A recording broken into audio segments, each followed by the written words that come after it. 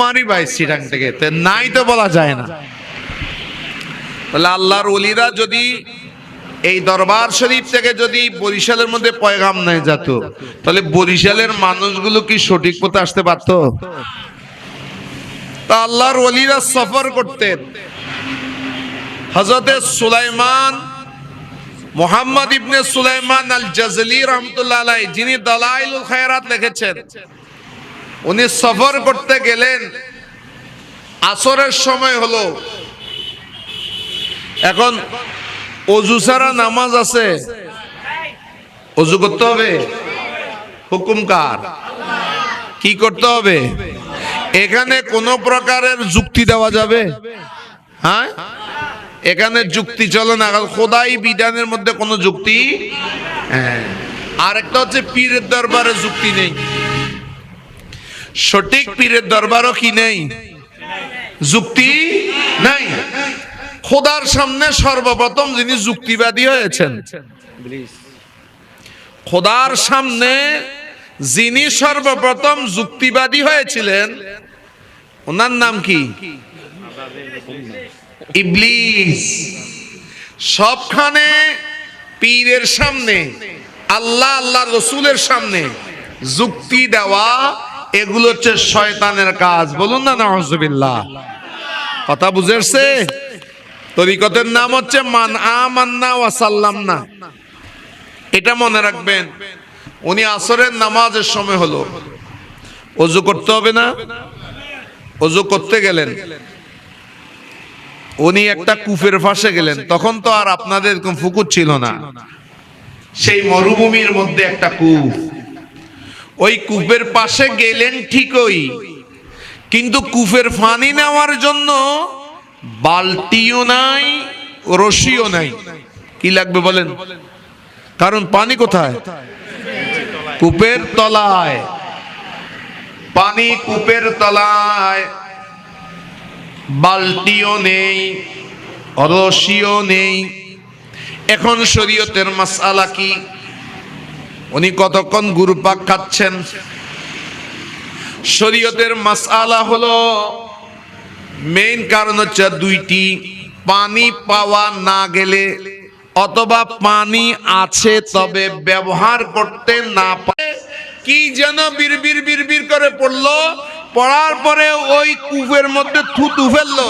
কয় ও থুতু নিক্ষেপের সাথে সাথে যেই পানিটা কূপের তলার মধ্যে ছিল, সেই পানিটা কূপের উপরে উঠে গেছে। বলুন না সুবহানাল্লাহ। হযরতে আবু আব্দুল্লাহ মুহাম্মদ বিন সুলাইমান আল জাজলি বলেন, মা, ওগো মা, আমি আগে নামাজটা পড়িনি 2 রাকাত। কয় রাকাত? আসরের নামাজ কয় রাকাত? উনি পড়তেছেন কয় রাকাত? হবেনি, কারণ উনি দরবেশ, সেই জন্য না। হ্যাঁ, দরবেশদের জন্য কয় রাকাত? না, সেই জন্য না। আমাদের সিটাঙ্গের মধ্যে একটা সমস্যা হয়ে গেছে, ওমরি গাজারকে কসর নামাজ বলে ফেলছেন। বড় মুসিবতে আছি, বুঝে আসছে? উনি ছিলেন মুসাফির। আপনারা চট্টগ্রাম থেকে যদি বরিশালে যান, অথবা বরিশাল থেকে চট্টগ্রামে আসেন, তো প্রতি মধ্যে কয় রাকাত পড়তে হবে? 4 রাকাতের জায়গা কয় রাকাত? এটাকে কি নামাজ বলে? তাহলে উনি ছিলেন মুসাফির, সেই জন্য কয় রাকাত পড়লেন? মা, একটু দাঁড়াও, আমি 2 রাকাত নামাজ আগে পড়িনি। তুমি মা জননী যেও না, তোমার সাথে আমার কথা আছে। উনি 2 রাকাত নামাজ আদায় করার পরে, ফরজ আদায় করার পরে, মা তোমাকে আমি বলছি, আমার পানি ছিল কূপের নিচে, আমি অনেক চেষ্টা করলাম, উপরে উঠাতে পারলাম না। এত লেখাপড়া করেও নিচের পানিটা উপরে উঠানোর ক্ষমতা আমার নাই। কিন্তু তুমি ছোট্ট মেয়ে কি দোয়া পড়েছো, কি পড়েছো যে তুমি সেখানে ওটা দোয়া পড়ার পরে থুতু দেওয়ার পরে পানিটা উপরে উঠে গিয়েছে? হুজুর আমি তেমন কোন দুরূদ শরীফ পড়ছি তা নয়, আমার আব্বাজান আশিকে রাসূল ছিলেন, আব্বাজান আমাদেরকে কোলে নিয়ে কিছু দুরূদ শরীফ পড়তেন, ওই দুরূদ শরীফ থেকে একটা দুরূদ শরীফ পড়ে আমি যখন থুতু নিক্ষেপ করেছি ওই কূপের তলার পানিটা উপরে উঠে গিয়েছে। বলুন না সুবহানাল্লাহ। তাহলে দুরুদে পাক অসাধ্যকে সাধনে আনতে পারে কিনা? পারে কিনা বিশ্বাস আমাদের আছে না নাই? সেই জন্য আমাদেরকে বেশি বেশি দুরূদ শরীফ পড়ার সময় আদবের সাথে দুরূদ শরীফ পড়বেন। যখন ওই দুরুদে পাক পড়বেন তখন মোহাব্বত নিয়ে পড়বেন। মনে রাখবেন যেইভাবে দুরূদ শরীফ পড়া হোক না কেন, মুস্তাফা আবরুয়ে মাজ নামে মুস্তাফা সালাতুনিয়া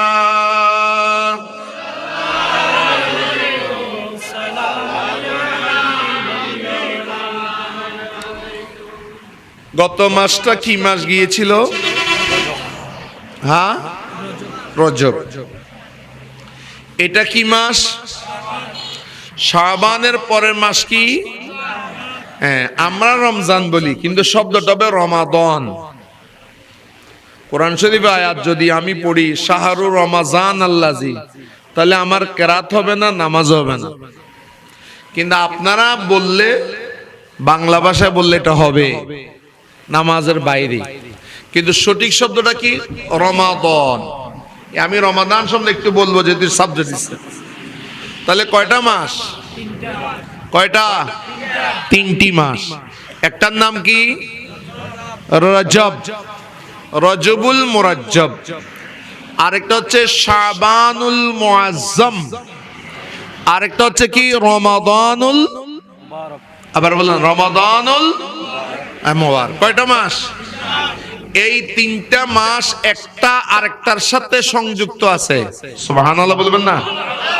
একটা আরেকটার সাথে সংযুক্ত আছে বিদায় আমাদের নবীজি আমাদেরকে একটা দোয়া শিখিয়ে দিয়েছেন।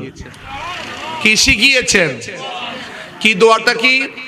আল্লাহুম্মা বারিক লানা ফি রজব ওয়া শাবান ওয়া বাল্লিগনা রমাদান ইয়া রাব্বাল আলামিন। বলুন না সুবহানাল্লাহ। আল্লাহ আমাদের রজব শাবানের মধ্যে তুমি বরকত দাও এবং আমাদেরকে রমজান পর্যন্ত পৌঁছিয়ে দাও। বলুন না সুবহানাল্লাহ। এই দোয়া কে শিখিয়েছেন? আল্লাহর নবীজি আমাদেরকে শিক্ষা দিয়েছেন। নামাজের পরে পরে এই দোয়া পড়বেন। আচ্ছা, তাহলে এখন আমরা কোন মাসে আছি? এই মাসগুলোর মধ্যে তিনটা মাস আসলে বাংলাদেশ নয় গোটা পৃথিবীর যত খতিব আছে ওই খতিবরা তিনটা মাসের ফজিলতের উপরে বর্ণনা করেন।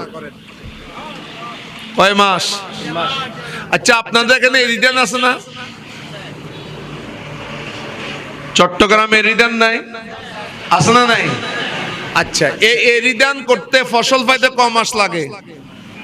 এদিকে তাকান, আমার দিকে তাকান। কয় মাস? চূড়ান্ত মাস 3 মাস অথবা 4 মাস লাগবে। কয় মাস? 3 মাস অথবা 4 মাসের প্রথম মাস হচ্ছে আমাদের প্রস্তুতির মাস। কিসের মাস? একটু খেয়াল, মজা আছে পরে আমি বলছি। প্রস্তুতির মাস। কিন্তু মেইন কাজ হয় 3 মাসের সূচনা থেকে। প্রথমে আমরা একবার জঙ্গল সাফ করে ফেলি, নাকি জঙ্গলের উপরে এরিদান রুকলে হবে?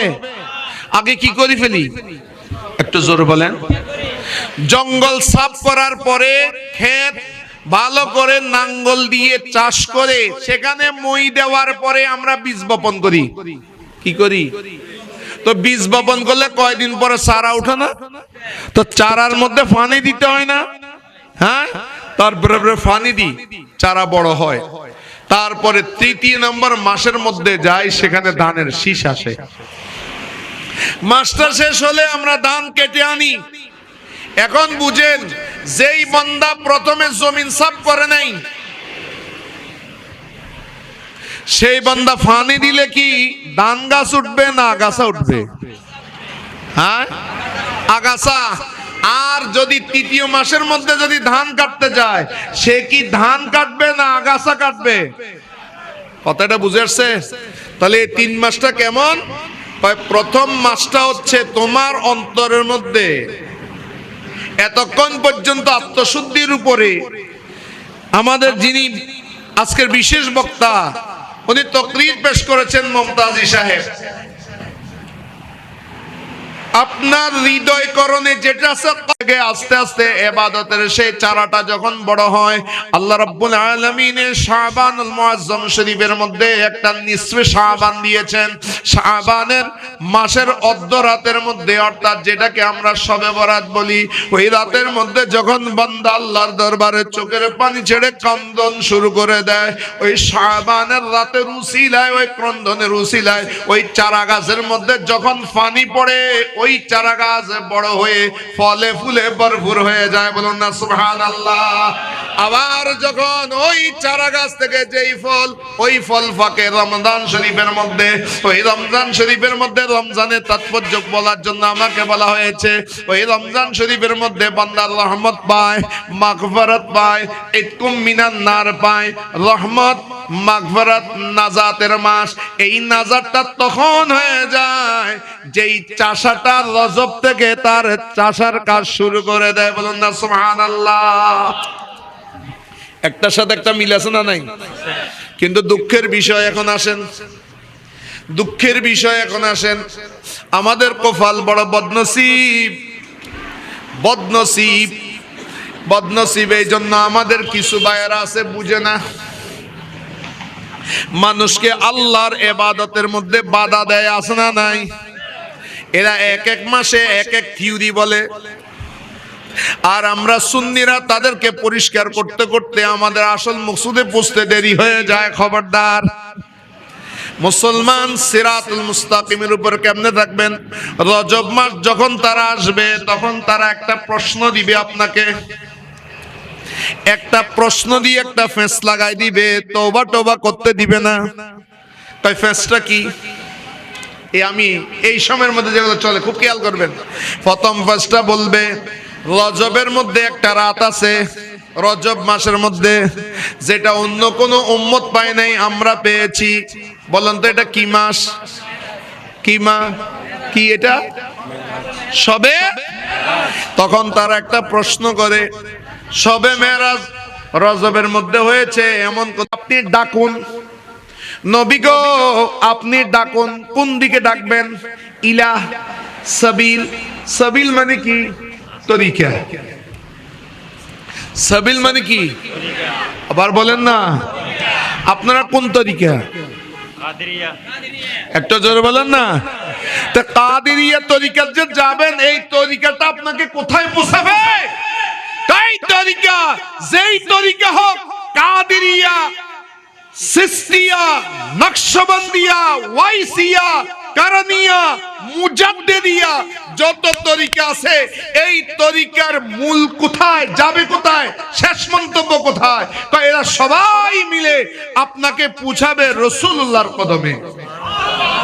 সুবহানাল্লাহ বলুন না। সেখান থেকে রাসূলুল্লাহ আল্লাহকে আল্লাহর কাছে সুফরদ করবে। আমাদের মঞ্জিলে মকসুদ কোথায়? রাসূলুল্লাহ সাল্লাল্লাহু আলাইহি সাল্লাম। রাসূলুল্লাহর কাছে যাই, এই পীর ও মুর্শিদ কেবল আপনাকে বুঝিয়ে দিবে সেই রাসূল আপনাকে কোথায় নিবে। ওয়াদউ ইলা সাবিলি রাব্বিকা, মানুষদেরকে ডাকুন আপনার রবের পথের দিকে। এখন রবের পথের দিকে ডাকতে বলেছেন আল্লাহ। এখন আল্লাহকে বলি, আল্লাহ তোমার রাস্তা কোনটা? তোমার রাস্তা কোনটা রে আল্লাহ? কত মানুষকে দেখি শ্রী শ্রী সীতা সীতা বলছে, আজকে ডাকতেছে। তাদেরকে যদি বলেন কোন দিকে ডাকো, তারা বলে আমরা উপরওয়ালার দিকে ডাকছি, ভগবানের দিকে ডাকছি। তারাও তো বলে আমরা ভগবানের দিকে ডাকছি, কেউ বলে গডের দিকে ডাকছি। কিন্তু আল্লাহ রাব্বুল আলামিন বলে দিলেন, নবী গো ডাকেন আপনার প্রভুর রাস্তার দিকে। আপনাকে কেন বলছি জানেন? ওই রাস্তাটা আপনি ভিন্ন আর কেউ চিনে না। বলুন না সুবহানাল্লাহ। ওই রাস্তাটা অন্য কেউ চিনে না। আপনার প্রভুর রাস্তা কোনটা হবে সেটা তো রাসূল আপনি জানেন। সেই কারণে আমি বলছি যত পীর মুর্শিদ আছে তারা নিয়ে পৌঁছায় দিবে রাসূল পর্যন্ত। এখন রাসূল আমাকে আল্লাহর রাস্তাটা দেখিয়ে দিবে। ও রাসূল আল্লাহর রাস্তা কোনটা? তখন আল্লাহ রাব্বুল আলামিন কোরআনে কারীমে ইরশাদ করে দিয়েছেন, মাইয়ুতির রাসূলা ফাকাদ আতা আল্লাহ। যেই ব্যক্তি আল্লাহর নবীর নকশ কদমে কদমে চলেছে, সেই নবী সেই ব্যক্তি আল্লাহ আমার নবীর পিছনে পিছনে যাওয়াতে আল্লাহর রাস্তায় চলে আল্লাহকে পেয়ে গেছে। তাহলে আল্লাহর রাস্তা কোনটা? যেই রাস্তায় আমার নবী চলেছেন। কোনটা বলেন না? যে রাস্তায় আমার নবীজি। এখন বলেন নবীজি কয়জনকে জ্বালাইছেন? নবীজি কয়জনকে জ্বালিয়েছেন? কয়জন মানুষকে আমার নবী জ্বালাই দিয়েছেন বলেন না? তৌহিদি জনতা নাম দিয়ে যেগুলো তোমরা করতেছো, এটা কি ইসলামের সম্মান বাড়িয়েছো না ইসলামকে একটা সন্ত্রাসী ধর্ম বানিয়েছো তোমরা? গোটা বিশ্বের মধ্যে যারা বিধর্মী আছে তারা এখন বলছে ইসলাম ইজ টেরোরিজম, ইসলাম হচ্ছে একটা সন্ত্রাসবাদ। বলুন না নাউজুবিল্লাহ। আর যারা ইসলামী আছে তাদেরকে আমাদেরকে বলতেছে জঙ্গি। বলার কারণ কি? কারণ আমরা রাস্তা চিনি নেই। কি চিনি নেই? কারণ ওরা হচ্ছে তৌহিদি, আমরা তৌহিদি নই। আমাদের নাম হচ্ছে মুসলমান। মুসলমান আর তৌহিদি এক কথা নয়। মুসলমান তাকে বলে যে তৌহিদ রিসালাত দুটোটা মানে। সুবহানাল্লাহ বলুন না। আপনাদের সাথে ওদের সাথে এত দ্বন্দ্ব কিসের? আমরা তৌহিদও মানি, বলেন না রিসালাত। তবে এখন তৌহিদের পথটা পাবে কেমনে? আগে তৌহিদের পথ পাবেন রিসালাতের মাধ্যমে। সুবহানাল্লাহ। কিসের মাধ্যমে? আগে কোন পথ ধরবেন? আগে নবীর কাছে যান। তখন নবী যেখান দিয়ে হাঁটবে সেখানে হাঁটেন, তখন আল্লাহর রাস্তা পেয়ে যাবেন। বলুন না সুবহানাল্লাহ। সেই জন্য পীর ও মুর্শিদ এটা সবার দায়িত্ব হচ্ছে রাসূলের পথ দেখিয়ে দেওয়া। ওনারা মুর্শিদ। মুর্শিদ মানে যিনি রাস্তা দেখাই দেন। মুর্শিদের কাজ কি? আপনাদের পীর মুর্শিদ বলছেন তোমাদের 5 ওয়াক্ত নামাজ পড়ার দরকার নাই, আর দরবার তো গরু দিবে বাজি, গরু দিবে ওগো মহিষ দিবে, তোমার নামাজের দায়িত্ব নাই লই হই না। নাকি বলছে যে 5 ওয়াক্ত নামাজ পড়তে হবে, দুরূদ শরীফ এগুলো পড়তে হবে, এই সবক আদায় করতে হবে, মা বাপের খেদমত করতে হবে, এগুলো বলে নাই? একটু জোর বলুন না। এগুলো কি উনি বলেছে, রাস্তায় দেখা দিয়েছে, নাকি উনি পড়বে? আপনাদের নামাজ কি আপনাদের পীর সাহেব পড়বে? একটু জোর বলেন তো। ওনার কাজ কি? উনি কোন পথ দেখাইছে? রাসূলুল্লাহর পথ। ওই পথের মধ্যে যখন তুমি চলবে অটোমেটিক আল্লাহকে পেয়ে যাবে। ওয়াদউ ইলা সাবিলি রাব্বিকা। এখন দেখাবেন কেমনে? দেখাবেন কেমনে? বিল হিকমাতে। বলেন, আবার বলেন না। কি কিসের মাধ্যমে? হদে সল ধরন পরে জায়গা বুঝি। ছাগলকে এমনে ধরতে পারবেন না, কিন্তু ছাগল নির্দিষ্ট সময়ের মধ্যে যখন বসবে তখন ছাগলকে ধরে ফেলতে পারবেন। সিটিং এ বসে একটা কথা আছে, সল হতে ধরো বাজি। হ্যাঁ হ্যাঁ, এবার হিকমত অ্যাপ্লাই করতে হয়। সারাদিন দৌড়াবে আপনারে, কিন্তু জায়গা মতো ধরা যায়। ও ভাইরা, বিল হিকমতে আল্লাহর থেকে বিমুখ হয়ে গেছে কিছু বান্দা। ওই রজবের মধ্যে কোনো প্রকারের তওবাও করে নাই। কলবের মধ্যে অনেক কালিমা, অনেক জঙ্গল রয়েছে। ওই জঙ্গল থাকার কারণে যত ইবাদত করে তার মজা লাগে না, মসজিদ ভালো লাগে না, কোরআন শরীফ ভালো লাগে না, দুরূদ শরীফ ভালো লাগে না। সে আড্ডা মারতে ভালোবাসে, কারণ কলবের মধ্যে তো পাপ আর পাপ। ওই বান্দাগুলোকে কোনো একজন ব্যক্তি পাচ্ছে না, কোনো একজন ধর্মযাজক পাচ্ছে না। কিন্তু যখন শবে বরাতের রাত আসে রে ভাই, ওই বান্দাগুলোকে ওই হুজুর পেয়ে যায়, মসজিদগুলো সজ্জিত হয়ে যায়, মসজিদে মুসলমানগুলো ভরপুর হয়ে যায়। সময় যখন আসে একটা হিকমত অ্যাপ্লাই করে ওলামায়ে কেরাম। ওলামায়ে কেরাম বলে কাঁদো কাঁদো, আল্লাহর দরবারে কাঁদো। গোটা দিনের যত গুনাহ করেছো, গোটা জীবন যত গুনাহ করেছো, এটাকে স্মরণ করো। ওই স্মরণ করে আল্লাহর দরবারে যদি তুমি সাচ্চা দিলে তওবা করতে পারো, তোমার জীবনের গুনাহ আল্লাহ মাফ করে দিবে। বলুন না সুবহানাল্লাহ। এটা হলো হিকমত, এটা হলো সময়। সেই জন্য যুগে যুগে ওলামায়ে কেরাম এবং পীর ও মুর্শিদ মানুষদেরকে ডেকেছে কোন দিকে? বলেন না কোন দিকে? আল্লাহর দিকে, তওবার দিকে ডেকেছে। এটা বুঝার জন্য আপনাদেরকে একটা আমি ঘটনা বলছি। এটা বুখারী শরীফ, মুসলিম, তিরমিজি শরীফ, সিয়াসিত্তার বিভিন্ন কিতাবের মধ্যে আছে, মিশকাত শরীফ সহ হাদিসের গ্রন্থের মধ্যে এই ঘটনাটা আছে। সেটা কি কয়? দুয়ে হুজুর, কয় হুজুর? ওগোদা আলে হাদিস মার্কা কট্টরপন্থী, আরেকটা হচ্ছে সুন্নি আহলে সুন্নাত ওয়ালা, যে আল্লাহর রহমতের উপরে বিশ্বাস রাখে। বলুন না সুবহানাল্লাহ। সেই জন্য মোল্লা সাহেবের আগে আগে সাহেব কোন পন্থী? এবা কি তৌহিদি জনতা কিনা? নাবিকে সুন্নি। সেই জন্য বেছে নিতে হয়। একজন আল্লাহর বান্দা, বনি ইসরাইলের একজন আল্লাহর বান্দা, আমি সংক্ষেপে বলি বুঝেন। একজন নয়, দুইজন নয়, 99 জনকে হত্যা করেছে। কতজন? একটু জোরে বলেন। আপনাদের এখানে কেউ কাউকে মারছেন? একটা মারছেন যে হাত তোলেন তো। কেউ তাহলে হত্যা করেন নাই। একটু আলহামদুলিল্লাহ বলবেন না? কয়টা মারছে? কয়টা? নেককার মানুষ না? নেককার মানুষ ন বুঝিম না মাইতো। নেককার মানুষ না বদকার? কি মানুষ? কয়জন মেরেছেন? 99 জন মারার পরে একজন ওই কট্টরপন্থী হুজুরের কাছে আসছে। মানুষের কট্টরপন্থী ভাই, আস্তাগফিরুল্লাহ, 99টা মারার পরে তুমি আবার ক্ষমা চাইতে এসেছ? তো হুজুর 99 মাইল ফাঁসি, 100 মাইল কি? তো অনেরা মাইলে তার সমস্যা। সুবহানাল্লাহ বলুন না। যে হুজুর কি বিশ্বাস করে? আল্লাহর ওলি কি বিশ্বাস করে?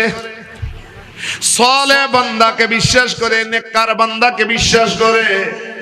হুজুর আমি 99 জন প্রথম মেনেছিলাম। একজন হুজুরের কাছে গিয়েছিলাম, বলেছিলাম আমার কোন তওবা আছে কিনা। উনি বলেছেন না, আমার রাগ উঠে গিয়েছে, হুজুরকেও মেরে ফেলেছি। হুজুর 100 জন তো মেরে ফেলেছি, এখন কি আল্লাহ আমাকে মাফ করবে কিনা?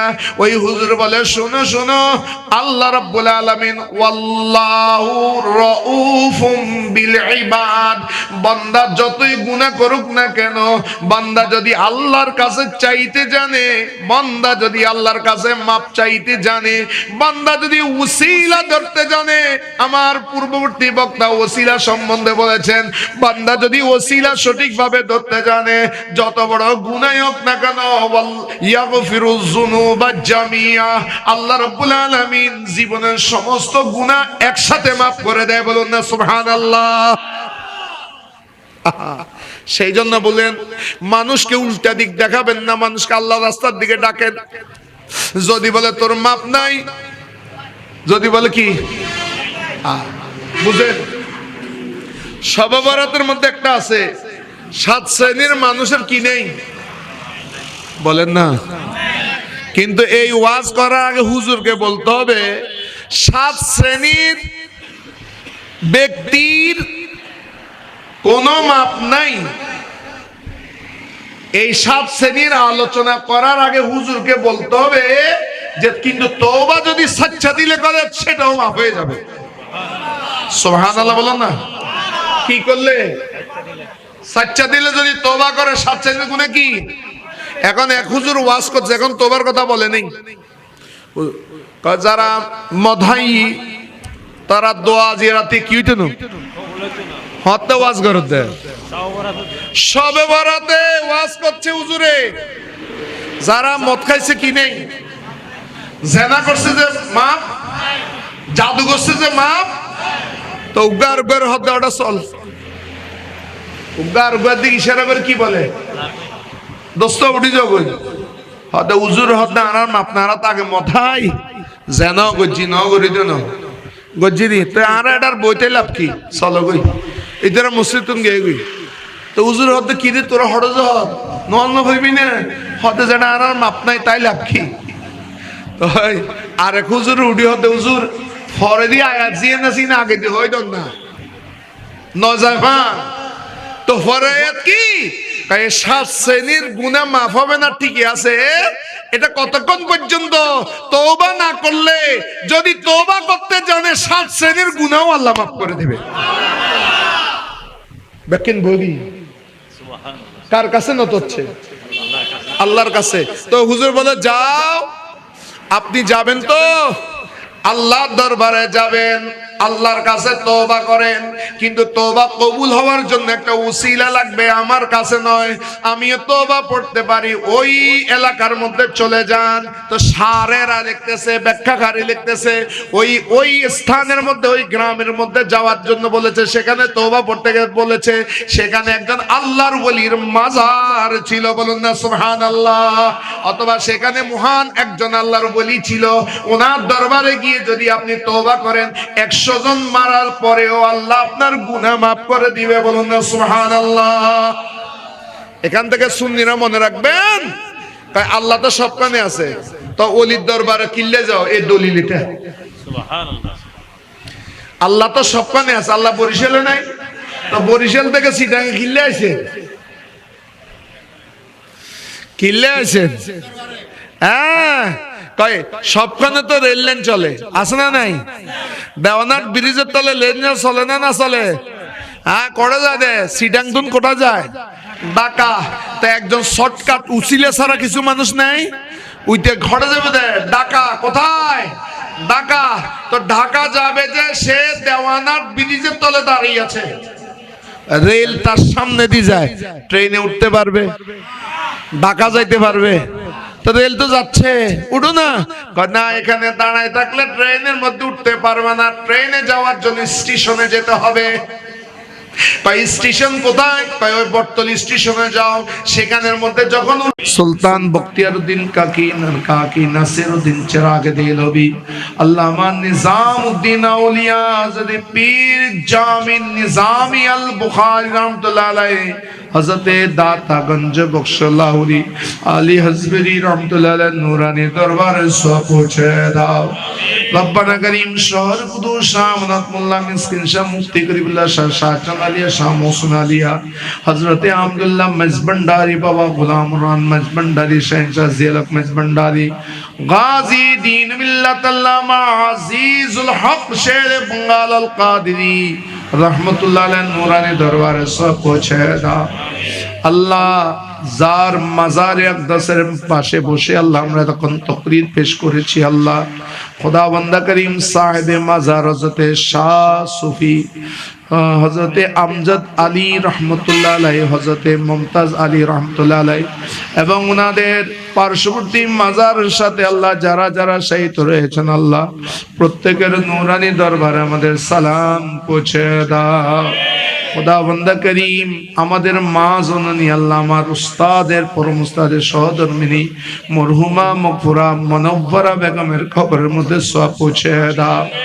আল্লাহ এলাকার মধ্যে যত কবরস্থান আছে, আল্লাহ এই কবরস্থানের মধ্যে যত মুসলমান নরনারী দাফন হয়েছে, বিশেষ করে আমরা যারা হাত পেতেছি আল্লাহ জুমার রজনীর উসিলা করে তোমার দরবারে হাত পেতেছি, পবিত্র শাবানুল মুআজ্জমকে উসিলা করে হাত পেতেছি আল্লাহ মেহেরবানি করে আমাদের মধ্যে যাদের মা বাবা ইন্তেকাল করেছে আল্লাহ আমাদের মা বাবার কবরে সওয়াব পৌঁছে দাও। রব্বিরহামহুমা কামা রব্বায়ানি সগীরা। আল্লাহ দেশে বিদেশ থেকে আল্লাহ যে সমস্ত ভাইয়েরা আল্লাহ সহযোগিতা করেছেন এদের মধ্য থেকে শাহ সুফি বাড়ির এবং অন্যান্য ভাইয়েরা বোনেরা যারা এখানে সহযোগিতা করেছেন এদের মধ্যে যাদের মা বাবা